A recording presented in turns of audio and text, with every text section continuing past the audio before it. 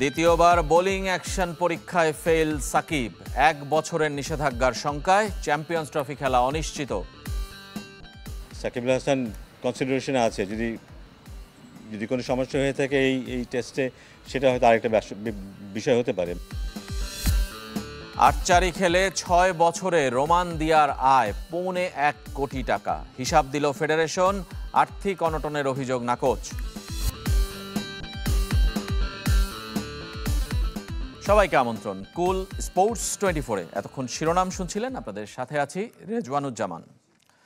কালো বিপিএলে 2 ম্যাচ, দুপুর 2টায় দুর্বার রাজশাহী খেলবে খুলনা টাইগার্সের সাথে। 1 সপ্তাহ বিরতি কাটিয়ে ফিরছে খুলনা। 2 ম্যাচে শতভাগ জয় তাদের, আর রাজশাহী 4 ম্যাচ খেলে জিতেছে 1টিতে। সন্ধ্যা 7টায় 2 ব্যর্থ দলের লড়াই। ঢাকা ক্যাপিটালস লড়বে সিলেট স্ট্রাইকার্সের বিপক্ষে।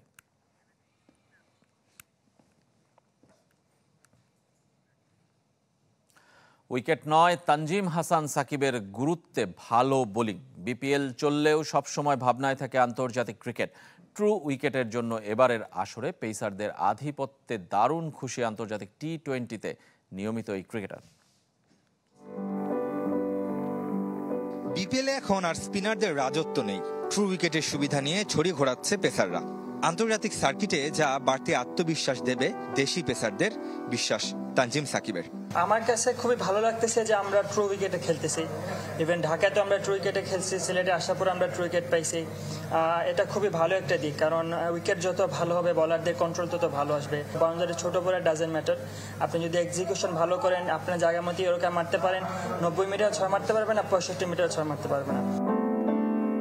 সিলেট এখনো জয়ের মুখ না দেখলেও 3 ম্যাচে 6 উইকেট নিয়ে নিজের কাজটা ঠিকই করে যাচ্ছেন তানজিম হাসান সাকিব। তবে উইকেট নিয়ে না ভেবে লাইন লেন্থে মনোযোগ দিতে চান এই পেসার। আমি আমার এক্সিকিউশনটা রাইট ওয়েতে হচ্ছে কিনা ওইটাতে বেশি ফোকাস করতেছি। আমি সবসময় ইন্টারন্যাশনাল ক্রিকেটে পারফর্ম কিভাবে করবো ওইটা মাথার মধ্যে রাখি, এবং ওইটাই এক্সিকিউশন মেইন জিনিস, ইন্টারন্যাশনালে হোক ফ্র্যাঞ্চাইজি ক্রিকেটে হোক। বিপিএল ভিন্ন ফ্র্যাঞ্চাইজির হয়ে খেললেও তাসকিন, নাহিদ রানা, হাসান মাহমুদদের সাথে আড্ডা জমে নিয়মিত।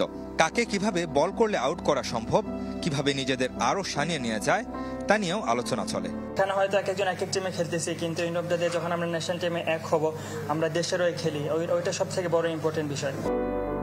এ নিয়ে টানা 4র্থবার সিলেট ফ্র্যাঞ্চাইজিতে খেলছেন সাকিব। ব্যক্তিগত সাফল্যের বিপরীতে দলীয় সফলতার মুখ এখনো দেখা হয়নি তার। রেদওয়ান শিব, চ্যানেল 24, সিলেট।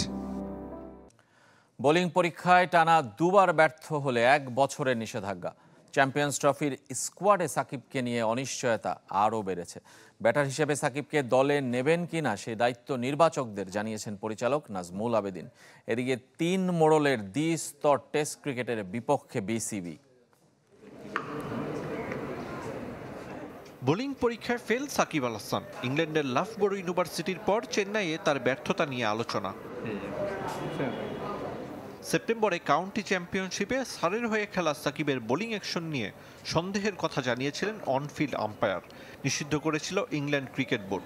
ইংল্যান্ডের ঘরোয়া টুর্নামেন্ট হলেও পূর্ণ সদস্যর দেশ হওয়ায় আইসিসির নিয়ম অনুযায়ী আন্তর্জাতিক ক্রিকেটেও বল করতে পারবেন না সাকিব। ভুল সূত্রে ফেরার সুযোগ থাকে ক্রিকেটারদের, তবে পরপর 2 বার বোলিং পরীক্ষায় ফেল করলে 1 বছরের নিষেধাজ্ঞা। বিচ্ছিন্নভাবে কোনো তথ্য দিতে চাই না, কমপ্লিট একটা তথ্য ইনফরমেশন মিডিয়াতে যাবে, সেটাই বোধহয় ভালো হবে। যদি 2 বার ফেল করে, সাথে সাথে আর পরীক্ষা দেওয়ার সুযোগ থাকবে না একটা নির্দিষ্ট সময়ের আগে। তাতেই চ্যাম্পিয়ন্স ট্রফির দলে সাকিবের না থাকার সম্ভাবনা এখন আরও প্রবল। তবে শুধু ব্যাটার হিসেবে তাকে বিসিবি রাখবে কিনা সে সিদ্ধান্তের ভার নির্বাচকদের। সিলেক্টরদের ভাববার বিষয়, তারা এটা দেখবেন। এই ব্যাপারে তাদের যদি কোনো প্রশ্ন থাকে তারা বোর্ডের সাথে আলোচনা করতে পারেন। ভারত, অস্ট্রেলিয়া, ইংল্যান্ড ক্রিকেটের 3 মোড়ল চাইছে টেস্ট ক্রিকেটের বিভাজন, যেখানে বড় দলগুলো শুধু বড় দলের সাথে খেলবে। এমন সিদ্ধান্তের বিপক্ষে দাঁড়াবে বিসিবি। কোণঠাসা অবস্থাতেই আছে বলতে হবে, কারণ এটা যদি সত্যিকার অর্থে কার্যকরী হয়, সেটা আমাদের ক্রিকেটের জন্য বড় একটা ধাক্কা হবে। নিশ্চয়ই বোর্ডের অবস্থান থাকবে যে এটা যেন না হয়। নতুন বছরে দ্রুত কেন্দ্রীয় চুক্তির তালিকা চূড়ান্ত করতে চায় cricket board. Ariful Islam, channel 24, Dhaka. আর্থিক অনটনকে দায়ী করে আর্চার দম্পতি রোমান সানা এবং দিয়া সিদ্দিকীর যুক্তরাষ্ট্রে পাড়ি জমানোর অভিযোগ মানতে নারাজ ফেডারেশন। সাধারণ সম্পাদক কাজী রাজীব উদ্দিন আহমেদ চপলের দাবি, আর্চারি খেলে গেল 6 বছরে প্রায় 1.25 কোটি টাকা আয় করেছেন এই তারকা দম্পতি। খেলোয়াড় ঝরে পড়া ঠেকাতে ভাতা বৃদ্ধির কথাও ভাবছে ফেডারেশন। সুন্দর ভবিষ্যতের আশায় প্রিয় তীর ধনুক দূরে ঠেলে সম্প্রতি যুক্তরাষ্ট্রে পাড়ি জমিয়েছেন রোমান সানা ও দিয়া সিদ্দিকি। গেল 2 বছরে আর্চার দম্পতি সহ মার্কিন মুলুকে পাড়ি জমিয়েছেন জাতীয় দলের 4 জন। আর্চারদের দেশ ত্যাগের হিড়িকে সমালোচনার মুখে ফেডারেশন। খেলা ছাড়ার পেছনে আর্চাররা কঠিন বাস্তবতায় আর্থিক অনটনকে দায়ী করলেও সাধারণ সম্পাদক বলছেন ভিন্ন কথা। ক্যাম্পে নিয়ে গেছে ফেডারেশনের পক্ষ থেকে দেয়া বিস্তারিত আর্থিক বিবরণীতে দাবি করা হয়েছে আর্চারি খেলে গেল 6 বছরে প্রায় 1.5 কোটি টাকা আয় করেছেন রোমান সানা। সতীর্থ থেকে জীবনসঙ্গী হওয়া দিয়া সিদ্দিকি গেল 1.5 বছরেই পেয়েছেন প্রায় 24 লাখ টাকা। যে ব্যক্তি 4 তলা বাড়ির ফাউন্ডেশনে বাড়ি করে তার আগে কি ছিল আর খেলা আসার পরে কি হয়েছে এগুলো আপনারা দেখেন শহর জীবনের তথ্য। এরপর যদি ফেডারেশন দোষ দেন আমরা মেনে নেব, কিন্তু দেশের ক্ষতি করে দেশের সম্মান ডুবিয়ে যে চলে গেল একমাত্র নিজের ভাগ্য দেখার জন্য, এটা আপনারা দেখেন। তবে তারকা আর্চারদের দেশ ত্যাগে টনক নড়েছে ফেডারেশনের। ক্যাম্পে থাকা খেলোয়াড়দের মাসিক ভাতা ও পারফরমেন্স বোনাস বাড়াতে কাজ করছে বর্তমান কমিটি।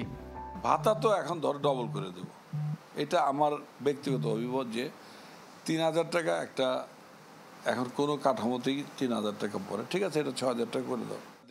আন্তর্জাতিক আসরের পাওয়া ভিসা কাজে লাগিয়ে পরবর্তীতে একাধিক আর্চারের বিদেশে পাড়ি জমানোয় ভবিষ্যৎ নিয়ে শঙ্কায় ফেডারেশন।